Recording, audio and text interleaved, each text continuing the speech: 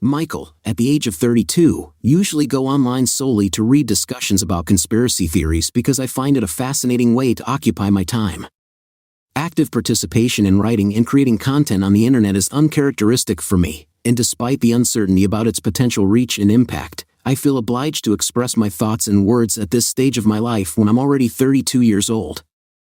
I am reluctant to discover the world of loneliness, having experienced a certain experience.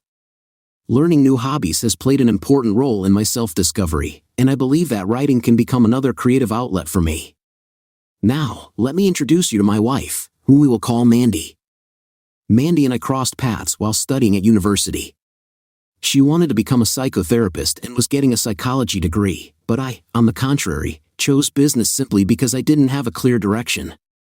The impetus for choosing a profession was mainly the expectations of my parents, and under their pressure, I impulsively rushed into studying business. Looking back, I can't help feeling that these 4 years were wasted. I only got a bachelor's degree in business management, although I currently work in the construction industry.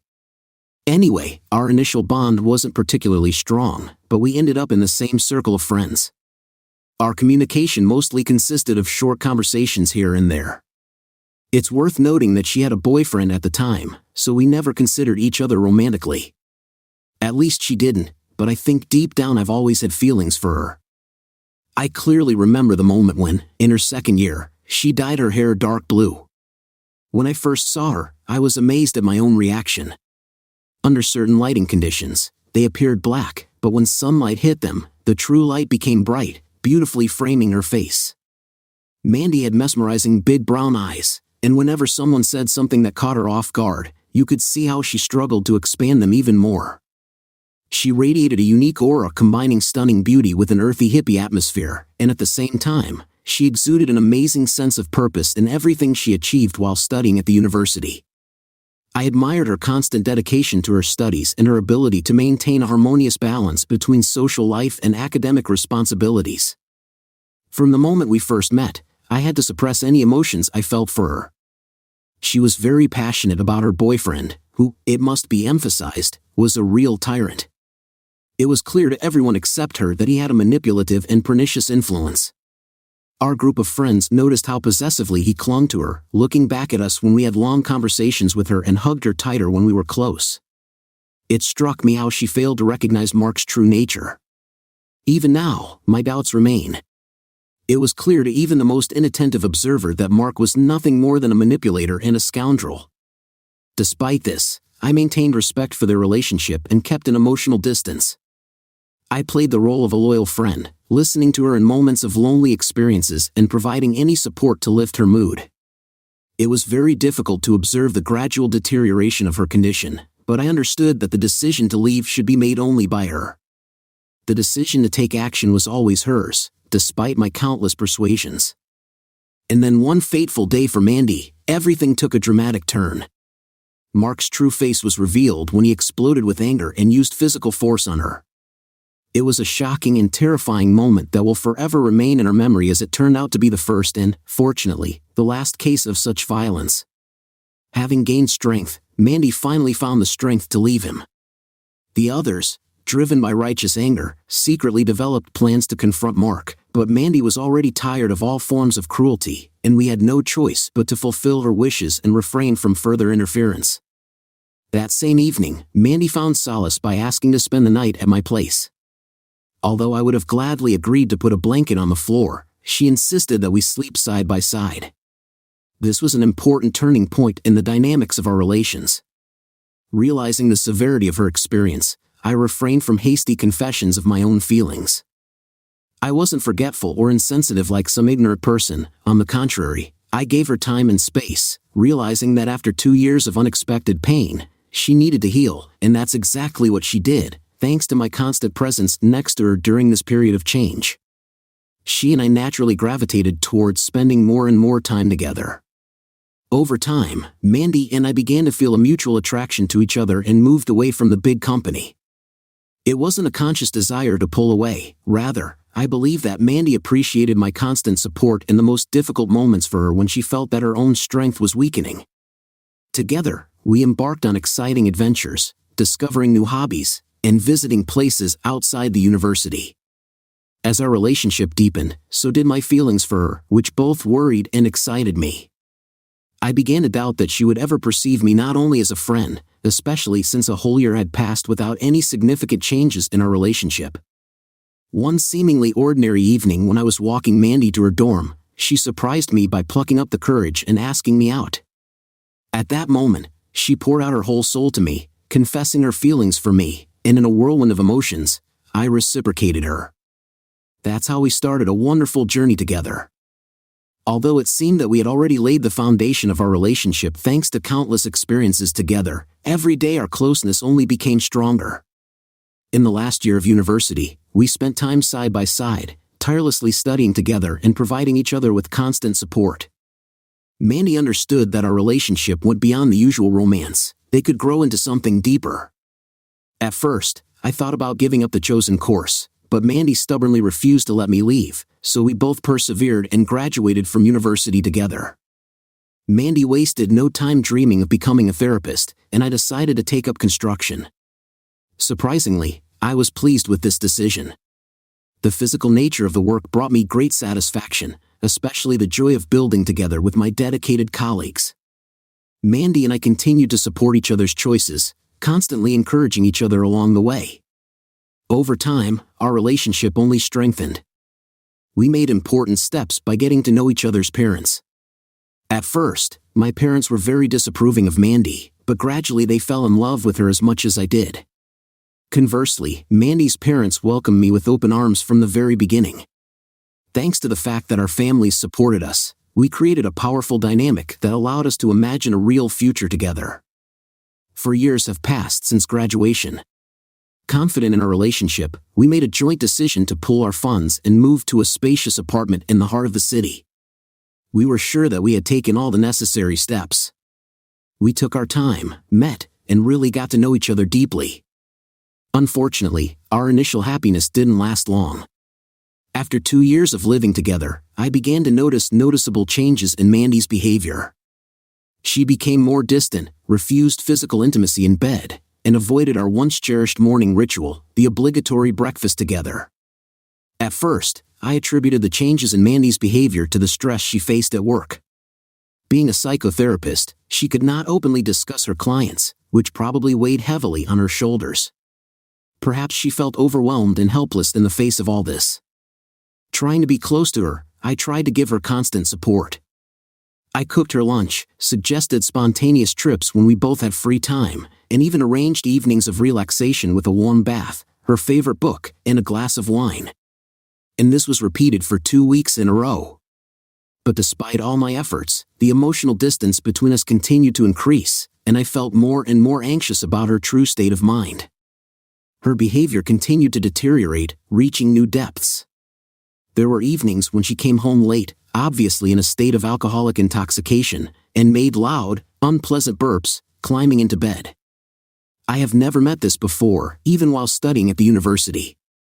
To this was added the fact that sometimes when I returned home, I found male guests in the house, whom Mandy dismissively waved away when I tried to draw attention to my growing concerns.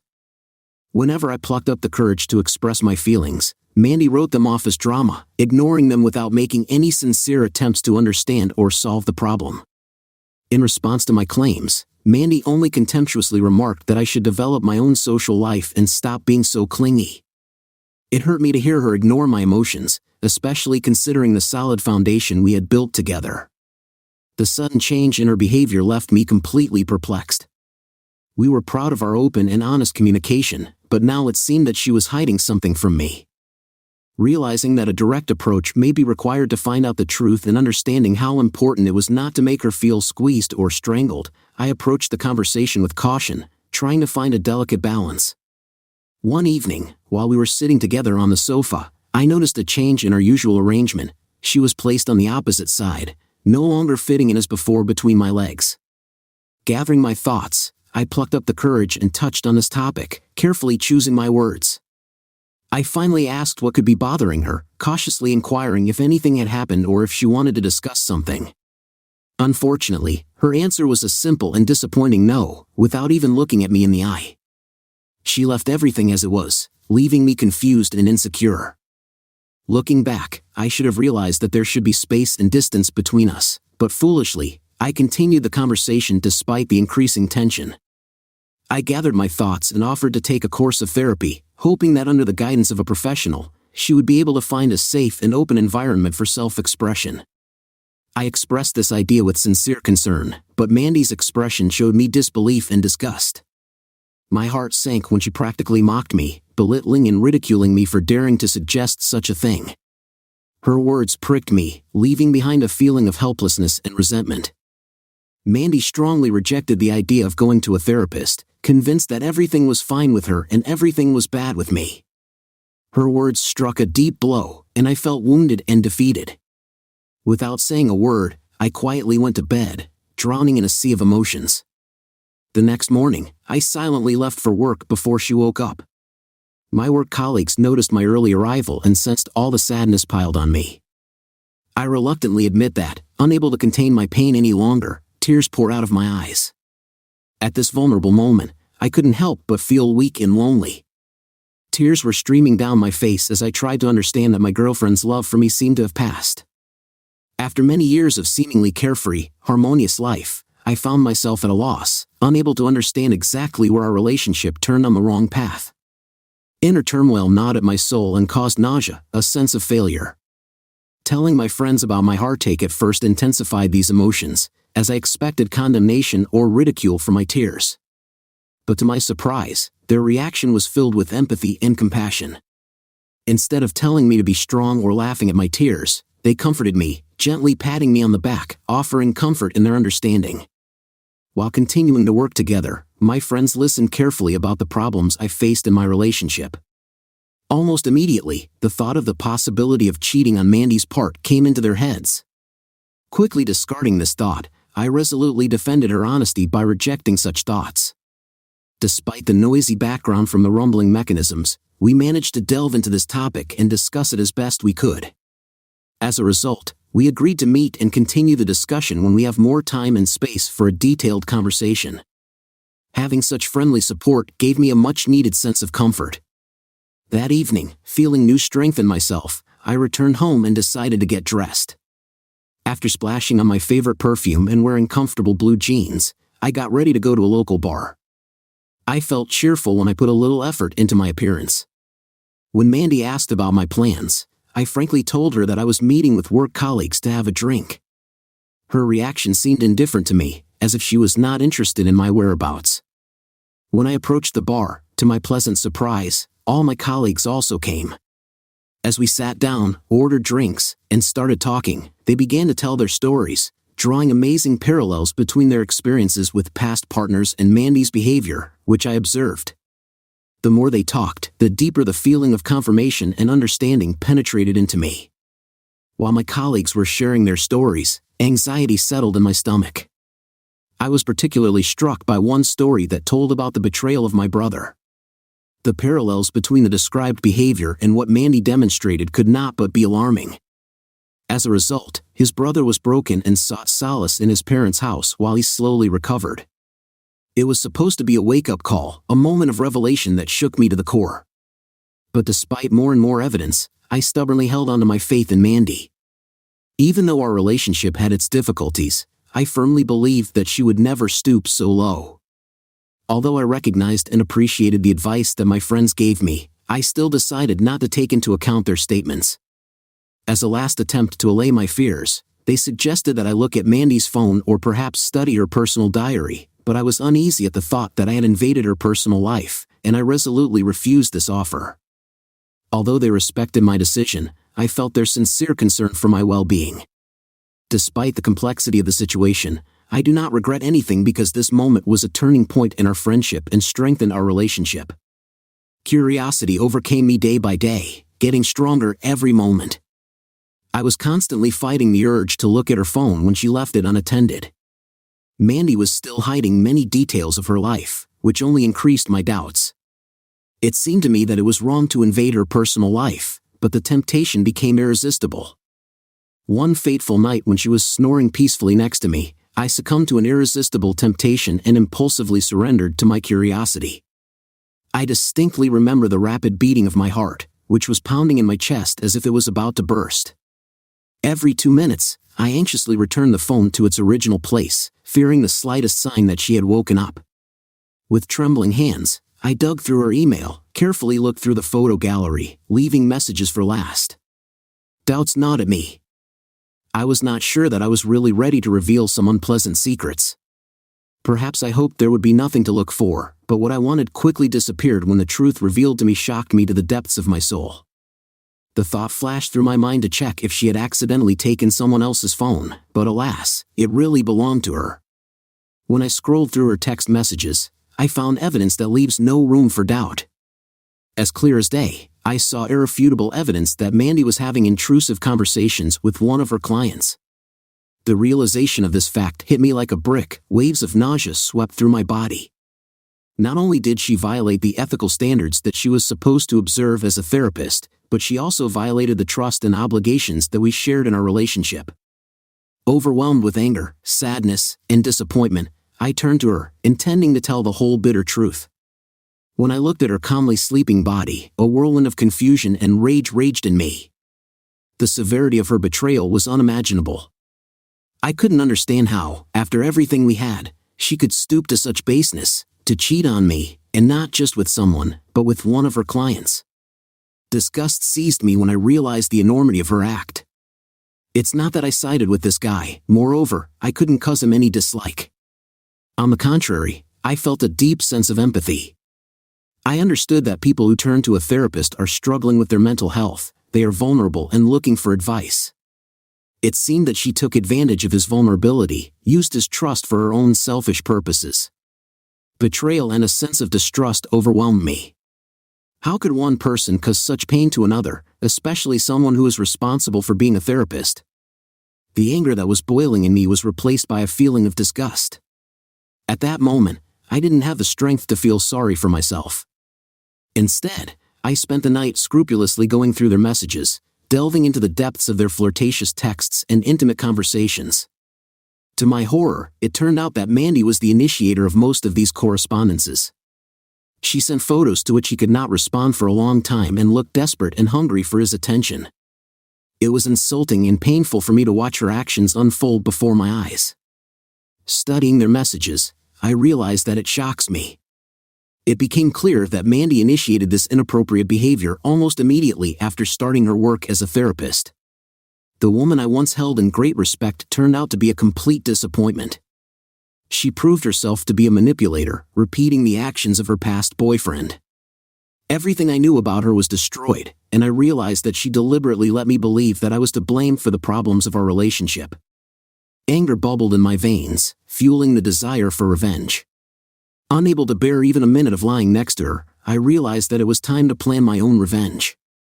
Overwhelmed with anger, betrayal, and a desire to restore justice, I could not allow her to continue to live for her pleasure by committing such depraved acts. The way she used and emotionally drained me was unforgivable. She had to experience the same pain and humiliation as me. Deciding to seek accountability, I scrupulously collected all the evidence from her phone, incriminating text messages, photos, even the name of the client. It took quite a bit of time to find the licensing commission and file an official complaint. With a heavy heart but with a sense of my own rightness, I attached all the evidence, deciding to expose her actions and bring to light her professional misconduct. Being in a state of mental turmoil, I quietly hoped that the consequences would not have too strong an impact on the client, if at all. As expected, the licensing board, after receiving the complaint, quickly took action, realizing the seriousness of the situation. I watched from the sidelines as the consequences of her act unfolded. All this time, I was deliberately distancing myself from her, and she didn't even ask this question. She continued to live as if nothing had happened until one fateful day she returned home in complete horror. The consequences were far-reaching and severe. She not only lost her job but was also deprived of her license. The severity of these consequences hit her like a tidal wave, leaving her devastated and broken. The consequences of her actions were catastrophic and far-reaching. Not only did she lose the opportunity to practice in her current place, but the consequences of her actions spread to the whole world, effectively prohibiting her from looking for work elsewhere in her specialty. In addition to the humiliation, her misdeeds were made public as a warning to others, which destroyed any semblance of privacy we once had. Our family and friends, having learned about the incident, were disappointed and discouraged. As a result of an unexpected turn of events, her parents contacted me, apologized for their daughter's behavior, and expressed their disappointment. They convinced me that despite the circumstances, I would always be a welcome guest in their family. Although my own parents offered me to return home and receive their care and support, I politely declined. I considered myself an adult capable of going through this difficult stage on my own. I was determined to stand on my own 2 feet, not relying on anyone else. Mandy's life has changed dramatically and suddenly, and yet she had the courage to turn to me for help unexpectedly. She confessed her love to me again, claiming that I was all she needed.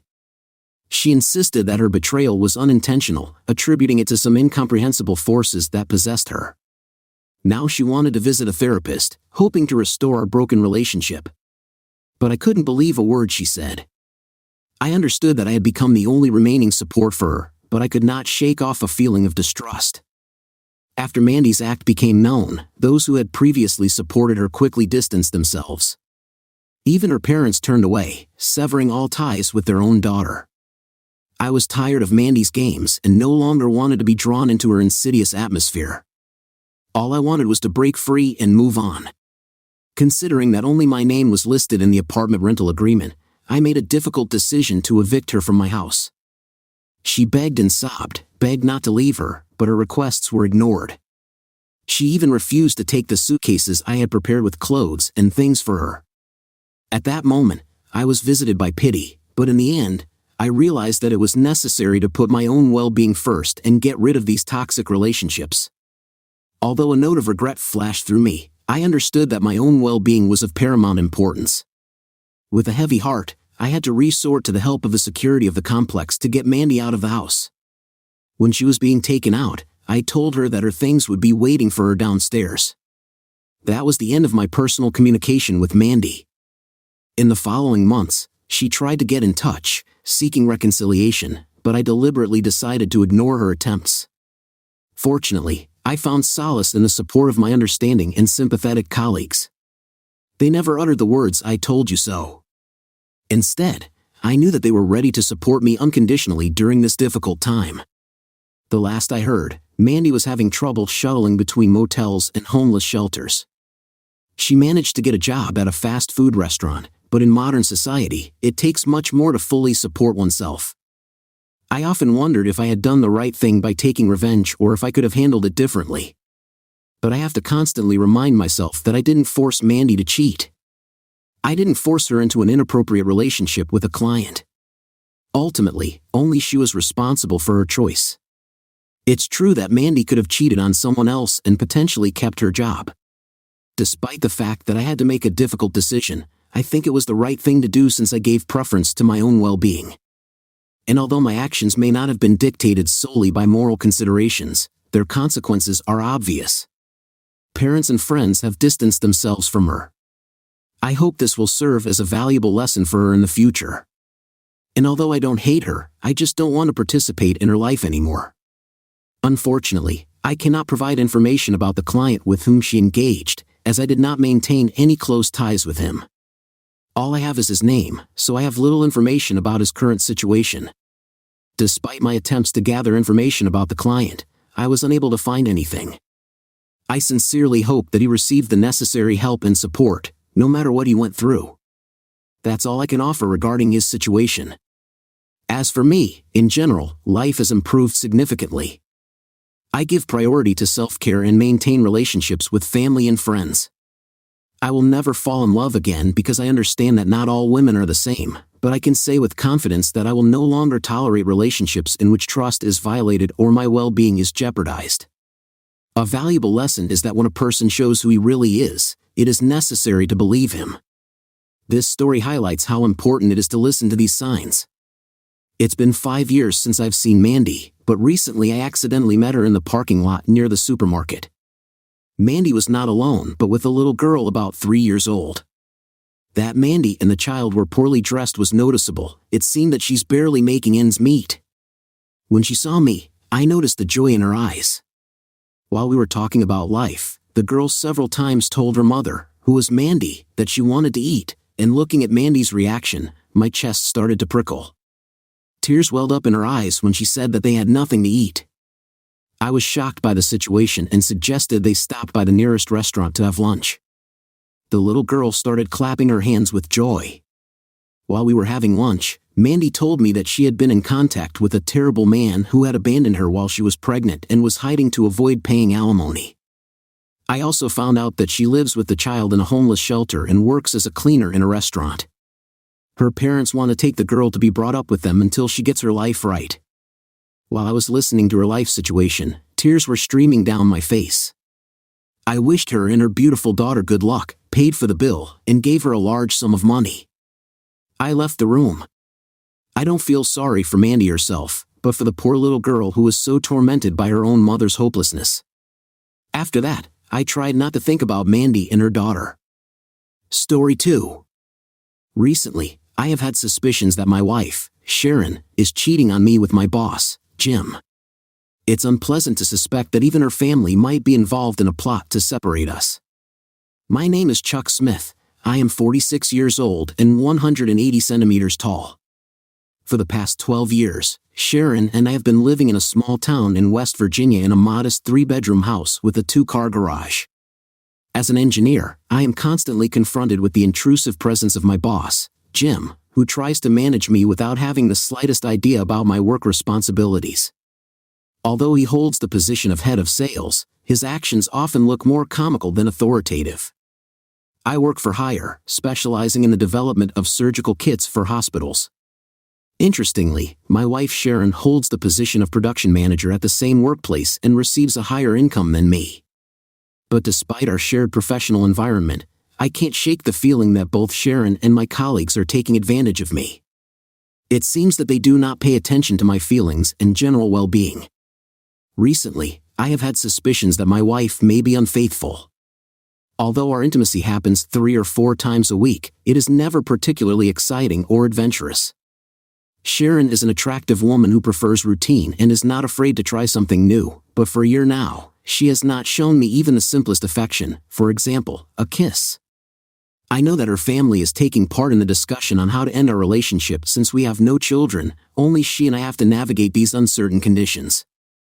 The frequent visits of Sharon's mother and sister were accompanied by trips to bars, which made me feel anxious.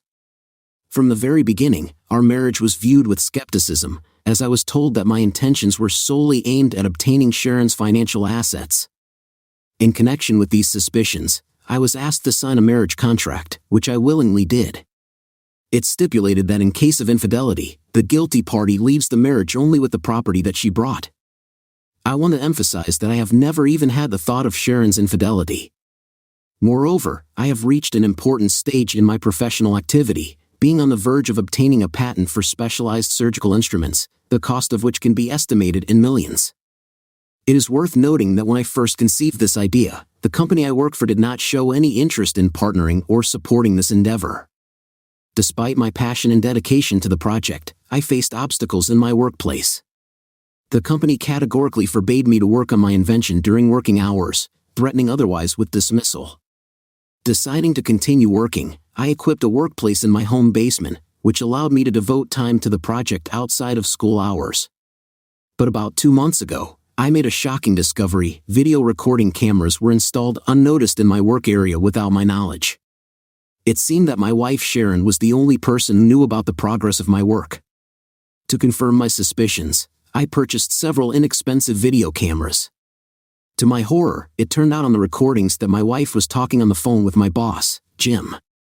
Although I could only hear her version of the conversation, it became painfully clear that they had been having an affair for over a year. I realized with horror that there was a conspiracy to steal my ideas. Among the evidence I have are recordings of my wife Sharon's conversations with her mother Jean and sister Joan. These conversations were conducted on speakerphone, which allowed me to hear all their discussions. To my horror, they openly said that they planned to kick me out of our marriage and take my hard-earned money, or even worse, subject me to extreme humiliation. Feeling overwhelmed by these revelations, I decided to find solace in the company of my old army buddy named Tom. Although our roles during the service did not differ significantly, I was a heavy equipment operator, and he was a mechanic. I always found solace in discussing all my problems with him. Having the incriminating notes with me, I hoped that Tom would be able to provide me with valuable help and support. Tom, my loyal army buddy, offered me a valuable solution: to move my things to his garage and focus on creating seemingly useless creations for now. Following his advice, I quietly transferred my original developments to another computer, replacing them with ordinary content on the old computer, while keeping the same file names. I tried not to arouse Jim's suspicions. In addition, I acquired more advanced cameras and recording devices, which allowed me to gather additional information about their insidious plan. I placed these devices in key places around the house: bedrooms, kitchen, and living room. The day after the cameras were installed, I filmed Sharon and Jim engaging in intimate activity in our own bed. This was a stark contrast to Sharon's disinterest in intimacy with me, as she looked very enthusiastic and pleased with Jim's actions. Their conversation revolved around me and their plans for the future when my ideas would be ready for sale. I am at a loss as to what I could have done to cause such deep hostility towards me. The way Sharon talks about me reflects a complete disregard for our marital ties, reducing me not to a partner but to a simple employee. It is unpleasant to realize that she feels sincere contempt for me, considering me solely as a means to introduce ideas and perform household duties, and not as a value in our connection as a married couple. I have finished working on my ideas, but I want to give the impression that I will finish them only after a 2-week camping vacation. Jim informed the owners of the company that my ideas had no value and resulted in expenses for the company, so the company will not be able to apply for my job at this time. Jim flies out on a business trip where he plans to sell my ideas while undermining my value. In addition, Jim is engaged in inappropriate relationships with my sister-in-law, Jean, and mother-in-law, Joan, and apparently, Sharon is also involved in this. It seems that they all adhere to a bisexual orientation. If it wasn't for their hostility towards me, I might have been inclined to join them. Watching them, I felt a strong excitement which led me to self-satisfaction. I intend to distribute videos of their actions to people in their church and family circle. It will be interesting to see how often Joan will attend religious services after this is done. In Jim's absence, Sharon decided to have an intimate relationship with me. She introduced herself to me as a person with low moral qualities, and I thought about accepting her offer, but still, I refused, citing my health. Then she tried to remember our previous meetings, but to no avail. I reminded her that it was she who did not want such communication. I told her that I would sleep in the spare bedroom so as not to put her at risk of getting sick. The company I work for tends to support Jim, not me, so getting fired from there won't bother me. I decided to withdraw my savings from 401k and open a new retirement account with another company. I applied for a month's leave, hoping that Jim might not guarantee me a position upon my return. I mentioned that I was going camping for a couple of weeks and that I had some personal stuff to do. I started taking my things out of the house, including tools, hunting and fishing supplies, as well as camping equipment. Sharon seemed to pay attention to this, noting that it was high time for me to put my things in order. It's worth noting that Sharon has never shown interest in activities like hiking or anything else I wanted to do. Sometimes I wonder why she married me at all.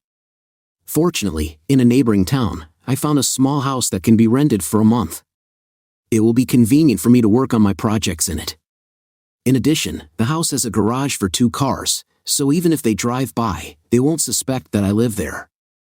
As for Cindy, the HR manager, and Sharon, they are not concerned about discussing my 401k, as they have a strained relationship. Sharon and I run separate checking and savings accounts, and it was her idea. I have a 6-year-old pickup truck with a 4X 4-wheel formula, and she recently purchased a brand new BMW. Until now, I am fully responsible for covering all expenses related to the house, including phone bills, electricity, cable TV, and garbage collection. I also made credit card payments, but without her knowledge. I transferred all these bills to her name and deliberately stopped paying them starting last month. Tom suggested that I make a to-do list and gradually mark the completed tasks. As part of this process, I have already cleaned my closet and the chest of drawers where my clothes were stored. It's been quite a while since Sharon stopped washing my clothes. She never considered joining my camping trips, constantly asserting her superiority over me. Despite informing her about the planned 2-week hike, she showed a complete lack of interest. Instead, she casually mentioned that she, her mother, and sister were going to a bar.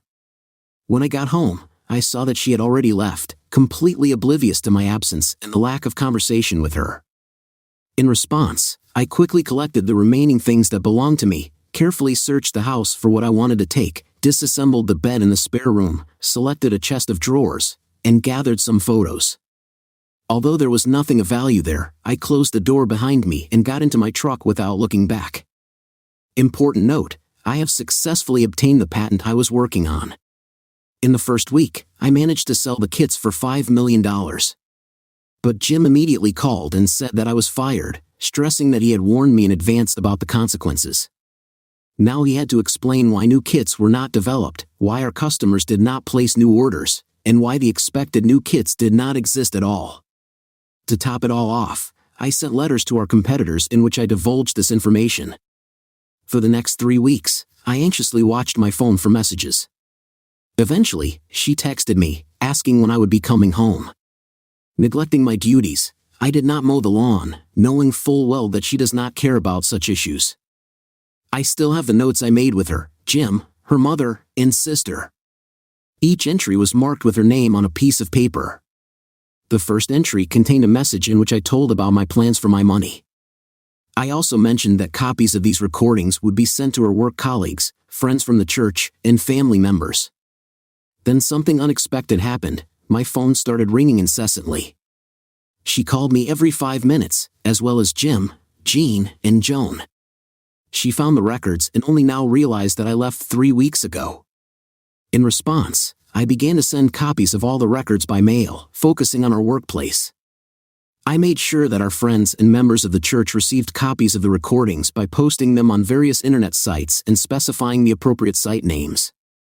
After that, I smashed my phone and enjoyed the chaos reigning around. In addition, I sent a recording of Jim firing me to the company as proof of his actions. As a result, both Jim and Sharon were fired from their positions. With the funds received from the sale of the kits, I acquired a partial stake in one of our competitors. I had a relationship with Perry, the owner of the company, and I knew how he treated his employees. His company was more like a friendly family business than an overly aggressive approach. I expressed to Perry my doubts about the possible impact on the city and emphasized the outstanding abilities of most of its employees. He was aware of my intentions and the opportunity to purchase equipment and a factory at a reduced price. As part of my efforts, I helped hire several design engineers for Perry and personally train them to create kits that would meet the needs and preferences of hospitals. I also instructed them on how to provide excellent customer service. About a week after the factory reopened under Perry's leadership, Jim unexpectedly came for an interview. During the interview, he said that his merit was that the old company remained afloat and put in a good word for Sharon. Jim seemed to think that he and Sharon could just take matters into their own hands, but it was time for revenge. Unfortunately, we live in a world where marriages and divorces are so common, and I can't understand why people prefer to cheat on their spouses. After I made the decision to file for divorce, Sharon came with the expectation that she would soon receive financial benefits from the new company. She was furious that I had shifted all the house bills to her. When the meeting started, I decided not to participate in it. I watched from another room as my lawyer was ready. The first thing he did was put the seal on, and then he pressed the play button. It showed how they were all engaged in intimate activities, saying how they were going to take my money and also that they should humiliate me by laughing at me all the time. I gave my lawyer a written power of attorney to handle the cases related to my divorce and told them that in 2 weeks I would check on them without letting them know where I was. On Monday morning, Sharon was handed divorce papers in connection with adultery. Under the threat of exposure in the media and a possible trial, she reluctantly signed the divorce papers. Signing the documents, she noted that she would soon earn well again. Although I wanted to sue Jim for alienation of affection, I found out that this is not allowed in Massachusetts, possibly due to the fact that many state politicians have faced similar lawsuits. Anyway, as part of my agreement with the new owners of the company, poor Jim and his associates lost their jobs, and all his possessions disappeared. Sharon found herself in a difficult financial situation, owing more than she had in her bank account. Numerous creditors began to pursue her, her car was confiscated, utilities were shut down, leaving them without electricity and water. Property taxes became unaffordable, and both mortgages expired. In addition, her parents' house was seriously damaged, and they were forced to use rented cars. It hurt me to think about the many problems they faced. When the situation worsened, Jim had no choice but to move in with Sharon's parents, as his own property was also vandalized. He even had to ask her parents for a rental car. All of them were forced to live in makeshift fortresses made of boxes. Sharon's lawyers made a serious mistake by trying to delay the divorce process. As a result, the case attracted considerable public attention, especially when explicit videos of their intimate relationship appeared on the internet. The audio recordings revealed the extent of their affair and revealed that her entire family knew about it and even encouraged it. Shockingly, it turned out that the whole family conspired to publicly humiliate and ruin me, intending to confiscate my property and express disdain for the middle class. Convincing video and audio evidence emerged of how our family bribed politicians and corrupt officials, persecuting those who stood up for honesty and decency. I made sure that the incriminating evidence was posted on numerous sites known for hosting such content. As a result, the divorce case was successfully completed.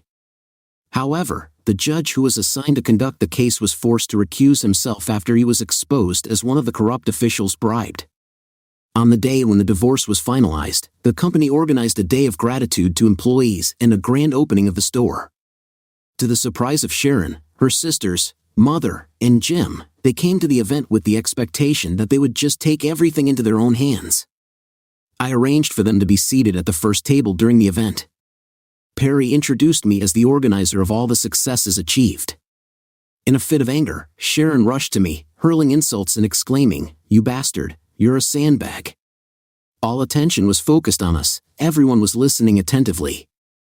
I explained to Sharon that my presence at the divorce proceedings was completely optional since she was given the right to choose. It is important that everyone present knows the truth, so selected recordings were played on the big TV screen, on which explicit parts of the body were obscured and some fragments of the conversation were cut out. In response to Jim's threat to bring the old owners to court against me, saying that I sabotaged the company's work, I played a recording of his dismissal. The recording was clearly dated and provided indisputable proof of his actions. To further strengthen my position, I introduced 2 new design engineers and asked them to confirm who designed the new kits. Their response was a convincing confirmation that it was my experience in development that led to the successful creation of the new kits. I had a preliminary conversation with the previous owners and offered to return to the company but with a well-deserved salary increase. But they rejected my offer, and I have a record of our conversation. Moreover, I have a memo signed by Jim, which clearly states that the special tools I have been working on belong exclusively to me and are not related to the company's projects. The memo even contained a warning that any attempt on my part to work with them would lead to dismissal. This documentary evidence left them without weighty arguments, and they were well aware of their weak position. By supporting Jim against me, they were defeated. As a result, all employees of the new company received a salary increase and improved preferential packages. This was done only for those employees with whom I had a relationship and who, in my opinion, deserved recognition and promotion. Hardworking employees who have shown their competence in work have received a well-deserved promotion. Taking Cindy aside, I tried to protect her from the problems associated with my ex. I asked her to let me know immediately if she had any problems and promised that she could tell me everything without fear. I understood the manipulative nature of my ex and emphasized that her reliability in my eyes remains unshakable. Moreover, I appointed her head of the department, expressing confidence in her ability to cope with this responsibility. I encouraged her to seek clarification in case of any questions, assuring her that she should not hesitate to ask for help. Finally, I promised to visit her periodically to provide support and advice. A few years passed, and I found out through friends in the city that someone was interested in my whereabouts. In addition, I learned from my wife's email that they had managed to locate me. One night, 2 people parked their car near my property, trying to approach unnoticed. But I was ready for their appearance by installing video surveillance. When they forced their way into my house, I defended myself by shooting at them, not to kill but to wound. My reaction took them by surprise. It looks like they wanted to hurt me. There was a proposal to use rock salt and cartridges instead of steel shot, but this is only in the movies. After neutralizing the threat, I examined their car and took everything of value that I wanted. I immediately contacted the state police and informed them about the incident with 2 persons who tried to harm me but are now detained and under my protection. The next morning, the state police promptly arrived at the scene and arrested the criminals, collecting evidence of their intentions. Despite their claims that they got lost and were just looking for the road, CCTV footage showed a different truth, backed up by evidence found in their car. The criminals spent several weeks in the hospital recovering from their injuries and then were transferred to prison. During this time, they told the police about their employers and the specific tasks they were assigned to perform. I decided to go to a restaurant that I knew her family frequented. Passing by me, they did not notice my presence. Over the past time, my appearance has changed significantly. I have long gray hair, a beard, and my physical shape has improved. Wanting to make myself known, I asked the waiter to bring a bottle of champagne to their table. The whole family has aged noticeably, as if 2 decades have flown by in an instant. Their eyes fell on me, and after a few seconds, Sharon suddenly exclaimed, "My God, you're a freak." When she recognized me, she immediately began to tell the rest of her family about my identity. In a fit of anger, Sharon rushed to me, showering insults and accusing me of destroying her family. Amid this chaos, her sister called the police, which led to my subsequent arrest. By law enforcement officers realizing the possible legal difficulties, I asked the waiter to contact a lawyer on my behalf, as I doubted that the police would give me permission to do so. Fortunately, the lawyer quickly arrived and viewed the CCTV footage, which eventually led to my release. The recordings showed me calmly sending champagne to their table and having a polite conversation with them. It was clear that I was not a threat and just wanted to play them. If not for the careful planning and preparation on the part of my lawyers, including the preliminary receipt of copies of surveillance footage, I doubt that the police would have allowed my release, given their friendly relations with my mother-in-law. After the incident, Sharon contacted me by calling my hotel room and asking for a conversation to ensure transparency and accountability. I agreed to meet her in the lobby of the hotel, providing a record of our communication. She approached me, demanding an explanation of my actions towards her and her family. I looked at her with surprise and disbelief, keeping calm. I calmly explained that my actions were a necessary measure to protect myself from their intentions. I told her that I found out about her affair with Jim, which further complicated our situation. I asked her why she decided to marry me if she disliked me so much, but I didn't mention that the whole house was wired, and I knew about her actions thanks to espionage. The consequences of their actions were obvious. She lost her job, house, and cars. Jim suffered the same fate, and they had to move in with her parents. Her answer made me hesitate because she casually brushed off the situation, saying that there was nothing personal about it. During a conversation with me, Sharon admitted that she initially entered into an affair to avoid the influence of her family. But she admitted that it gives her pleasure to manipulate me and use my actions for her own entertainment. She said that they enjoyed the idea that after Jim, I would communicate with her. Perplexed, I asked why she didn't just file for divorce when she first met Jim. She replied that at that time, she was pleased, and by staying married to me, she believed that she could achieve anything she wanted. After reflecting on her words, I decided not to engage in further conversation and quietly left. The next day, I decided to leave, freed from the toxic environment and enjoying the fact that I turned their lives around financially, emotionally, and socially. For me, this outcome was much more pleasant than revenge with violence. I will constantly live in their thoughts. Story 3. My name is Dave, and my wife is Olivia. We have been happily married for several years. As a purchasing manager, I devoted myself to work, while Olivia pursued her career as a banker. But amid the seeming normality of our life, one unpleasant truth has emerged. Olivia had a tendency to leave her belongings scattered around the house, often out of place and forgotten. "Have you seen my comb, or where are my earrings?" became the usual questions that she often asked. It seems that Olivia is used to counting on me to keep an eye on her many things, perhaps believing that I will always come to the rescue if she loses something. In the early years of our marriage, I made the mistake of cleaning up after her and taking the blame for losing things. But soon, I realized that my attempts to be useful were useless, and I switched to a new approach, to leave her things untouched. This decision was dictated by the desire to avoid possible accusations and misunderstandings. One morning, walking through the house, I noticed Olivia's purse abandoned at the top of the stairs. Considering this as another example of her carelessness, I made a conscious choice to leave it untouched. With this decision, I went down to the kitchen and started cooking breakfast, trying to maintain a sense of normality amid the growing tension in our relationship. Olivia is used to staying in bed until I make a cup of fresh Vietnamese Sang Tao coffee and preheat bread in the oven.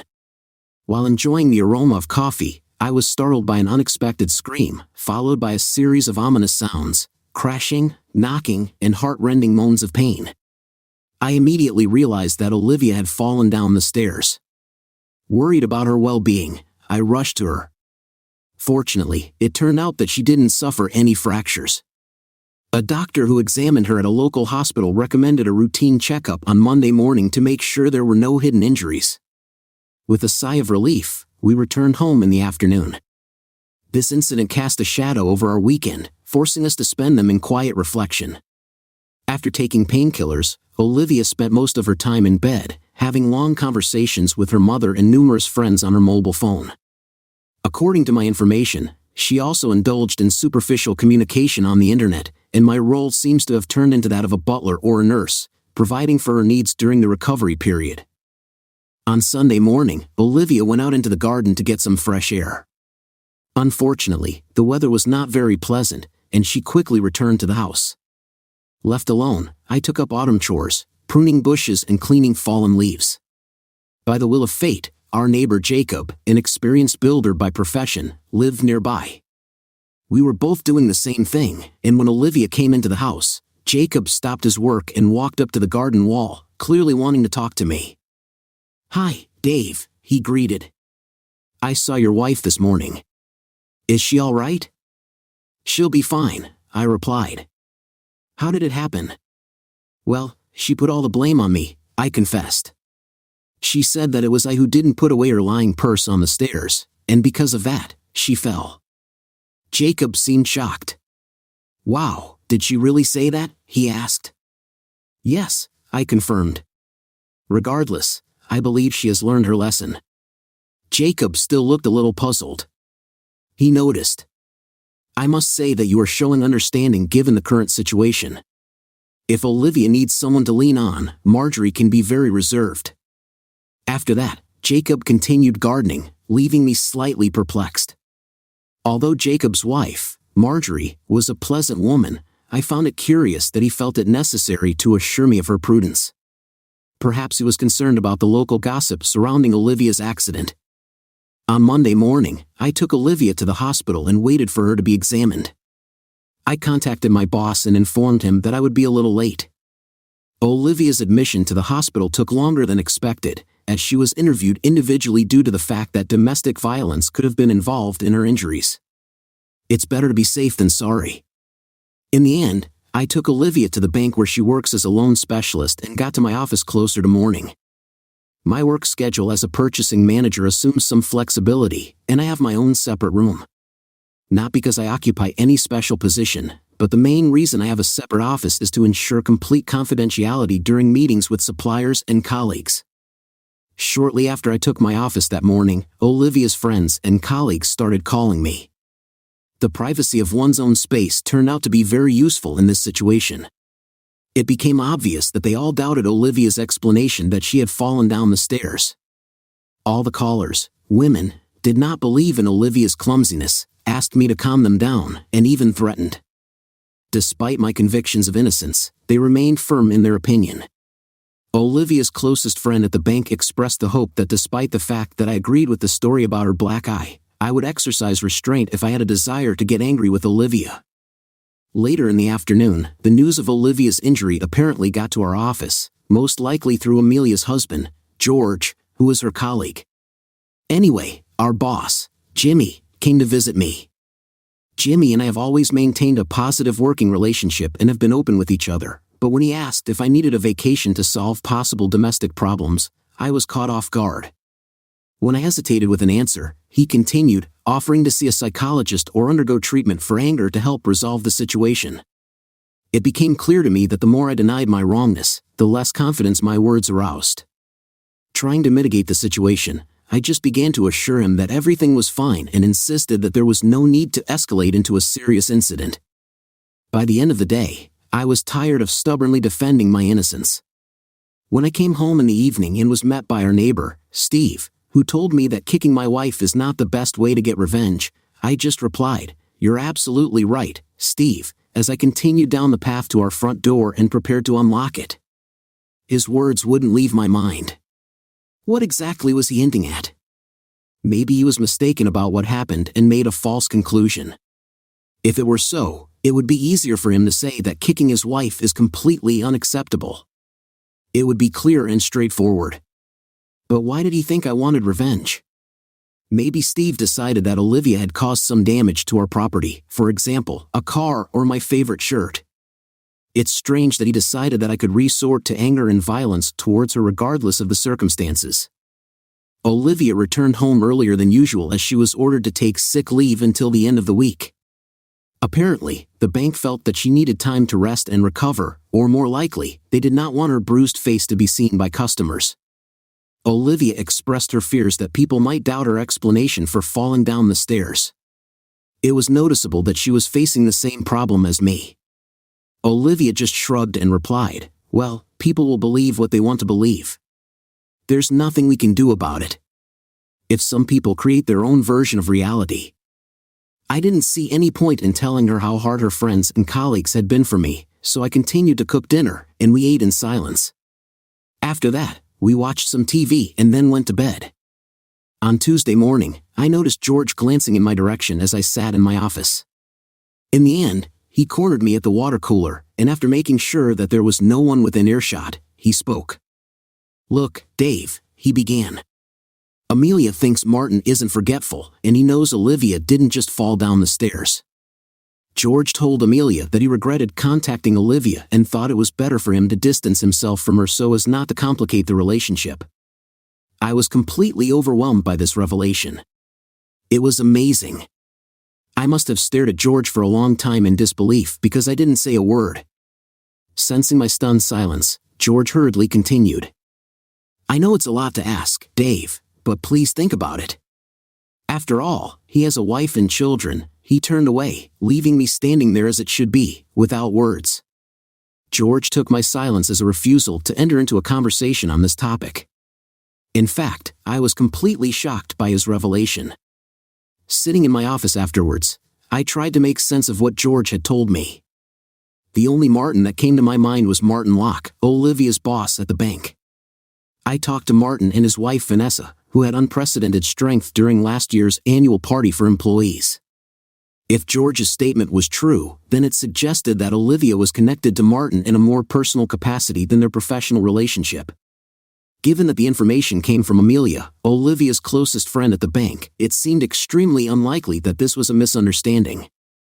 I was overcome by a feeling of numbness, but I understood that it was necessary to understand what was happening. Deciding to go home and discuss the situation with my wife, I asked Jimmy for a day off. Given Jimmy's lack of surprise, he most likely believed that his assessment of the circumstances was correct, and I did nothing to change this opinion. Driving up to the house, I noticed a silver Lexus parked at our entrance. I decided to park the car around the corner and walk to our house, curious about who might be visiting Olivia and whether we would have to postpone our heart-to-heart conversation. As I approached the house, I noticed that the garage door was open. With a sense of anticipation, I entered the garage and headed for the kitchen, half expecting to find Olivia and her friend there over a cup of coffee.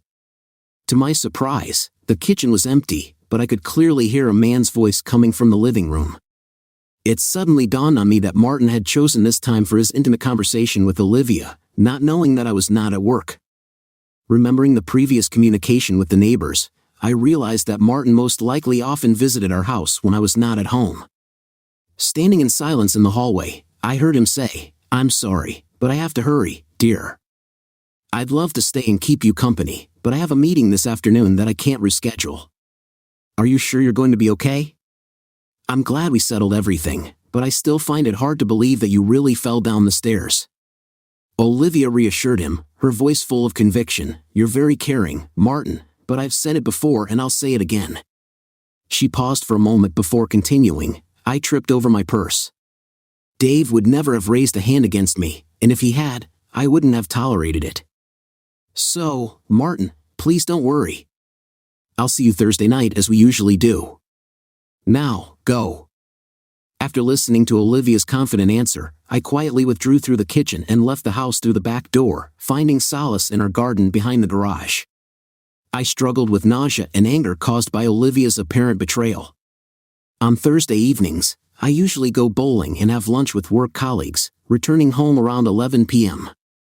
Observing the close communication between Olivia and Martin, I realized that they had become closer while I remained completely unaware of their actions.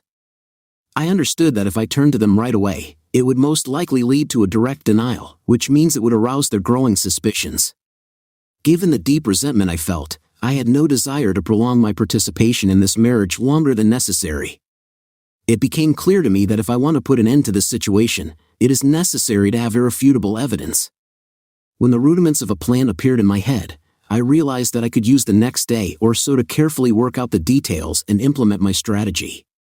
After making sure that Martin had left, I returned to the car along the secluded alley behind our house, trying not to catch Olivia's eye. It is unpleasant to understand how cleverly a person can deceive his spouse when faced with the fact of his infidelity. After lunch, I decided to take a walk under the warm autumn sun and returned home at the usual time. To my surprise, Olivia cooked one of my favorite Spanish dishes, chicken with saffron rice. Was there a sense of guilt in her actions?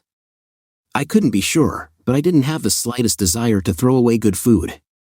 Despite the fact that it was a weekday, I decided to uncork a bottle of exquisite Spanish dry white wine to complement our meal. "Are we celebrating something, Dave?" Olivia asked. I answered somewhat ambiguously. "In a way, important events are taking place at work, and I think I may be on the verge of solving a difficult issue." I preferred not to specify that these two issues are not related in any way. Olivia, on the contrary, decided to use her day off by devoting Wednesday to household chores, but given the obvious discoloration of her face, which showed an intriguing mixture of black and yellow from bruises, she did not want to buy groceries. When I offered to take over all the shopping for the rest of the week, Olivia seemed pleased. "On Wednesday and Thursday, I will have enough time to make changes to our bank accounts and credit cards," I thought. Thursday afternoon seemed to drag on indefinitely, but eventually, it was time to leave the office. My colleagues on the bowling team were surprised when I decided to take my leave after we arrived at the bowling alley, but it was not difficult to find a replacement. Instead of me, there were a lot of enthusiastic players on the court, and there was no doubt that my replacement would show better results than I usually do. After I drove to Martin and Vanessa's house, parking the car on the next street around 7 o'clock, Martin left the house, got into his silver Lexus, and drove away. I decided to wait another half hour and then drive a short distance to their house. Getting out of the car, I went to the front door. Vanessa, of course, was surprised by my appearance. Although I didn't have a deep connection with her, she seemed to me one of those caring, strong maternal figures we talked about at the staff party. I decided to take a chance, believing that she would be sympathetic to this, given that Martin must have informed her about the alleged accident with Olivia when she fell down the stairs. Having come up with a plan, I turned to Vanessa and came up with a story that Olivia suddenly had an emergency related to a women's issue. I explained that I had not been able to contact any of Olivia's friends to help solve the problem. Could Vanessa come by to see if she can offer any help? Without hesitation, Vanessa took her coat and bag, and we set off on the way. I calculated that before Vanessa and I arrived, Olivia and Martin had about an hour to go about their business. Interestingly, Vanessa didn't notice Martin's silver Lexus parked unnoticed down the street. As soon as I unlocked the front door and entered, it became clear that my calculations were correct. The sounds of moaning and groaning coming from the living room immediately attracted Vanessa's attention, and an expression of deep concern appeared on her face. It seemed to Vanessa that Olivia was experiencing suffering or pain. Pushing Vanessa towards the living room, I left the front door slightly ajar, waiting for Martin to leave. Soon, I wasn't disappointed. He left quickly. As soon as Vanessa recovered from the initial shock of seeing Martin in bed with my wife, she resolutely took action. Vanessa wielded her purse like a formidable battle axe, the weight of which seemed to exceed 10 pounds, bringing down streams of screams on Martin and Olivia. I distinctly remember Olivia's face trying to get out of the chaos. At some point, fortunately, you shouldn't rely on your memory because I prudently set up my mobile phone for video shooting, capturing most of the tense confrontation from the moment Vanessa entered the room. As expected, Martin quickly grabbed his trousers and hurriedly retreated, jumping out as expected through the front door. By this time, Vanessa's energy had noticeably dried up, and Olivia was sitting in the corner, holding her head in her hands and sobbing. "I'm sorry, Vanessa," I said with genuine remorse in my voice. "I wasn't going to bring you here under false pretenses, but I knew you wouldn't believe me if I revealed the truth." Offering to take her home, Vanessa directed her anger at me, throwing out a barrage of insults, but I stubbornly continued to lead her to my car.